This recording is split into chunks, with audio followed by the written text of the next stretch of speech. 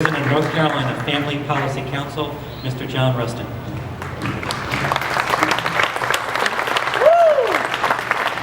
Thank you all. If you are a legislator, a member of the State House or State Senate, would you please raise your hand so we can recognize you?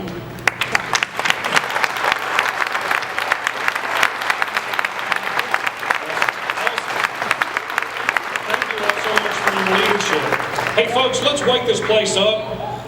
This is the state legislature. There are 170 members that are in there making decisions that affect our lives every day and affect the lives of these unborn children that we're talking about. I want you to do three things, and that's to shout, "Hey!" when I prompt you. Let's get their attention. Hey! Hey! Hey! Hey! All right, that's just the beginning. Thank you. Doesn't that feel good? It does feel good. Thank you all for being here, taking a stand for life. Folks, we need to get these legislators' attentions. The ones that are here, those that just raise their hands, when this is over, grab them and thank them. They are our pro-life representatives in the General Assembly, but there are a whole bunch of other members in this building here on a daily basis that we need to communicate with. And I want to give you three ways that you can take a stand for life after you leave here tonight. First is urging your state House member to override Governor Roy Cooper's veto of Senate Bill 359, the Born Alive Abortion Survivors Protection Act. As you have heard, the governor's veto of this bill is just plain wrong. First, he says, laws already protect newborn babies, and this bill is an unnecessary interference between doctors and their patients.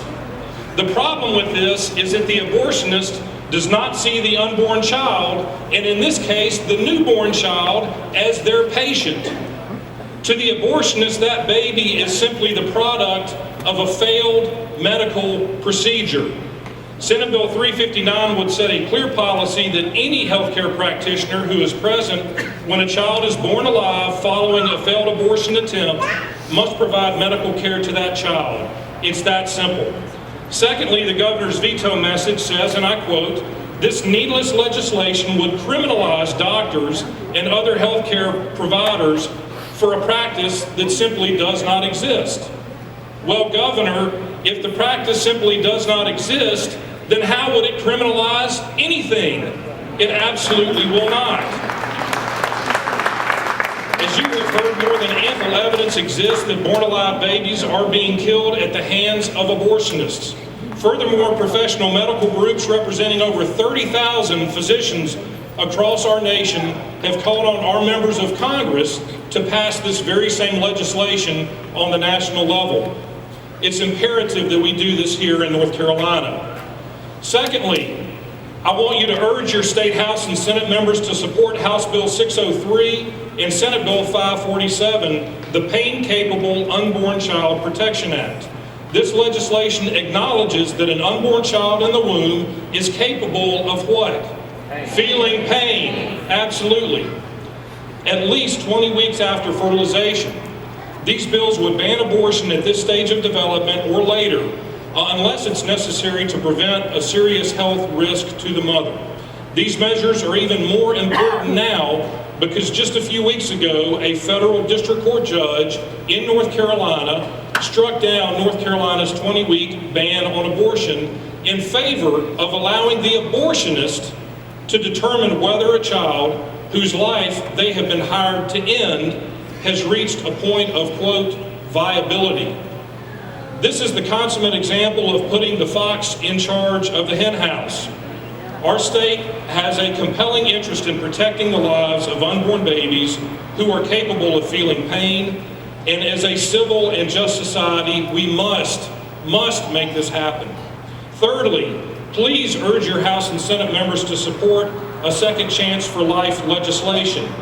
These bills, Senate Bill 52 and House Bill 53, as you've heard from Dr. Harrison, would amend North Carolina's Women's Right to Know Act to require a physician who administers the first drug in the RU-486 chemical abortion protocol to immediately furnish the woman with information that it may be possible to reverse the abortion of her unborn child through the administration of progesterone.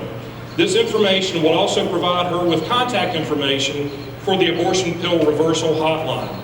For those who support a women's right to choose, this legislation ought to be a slam dunk. Do you agree? Yeah.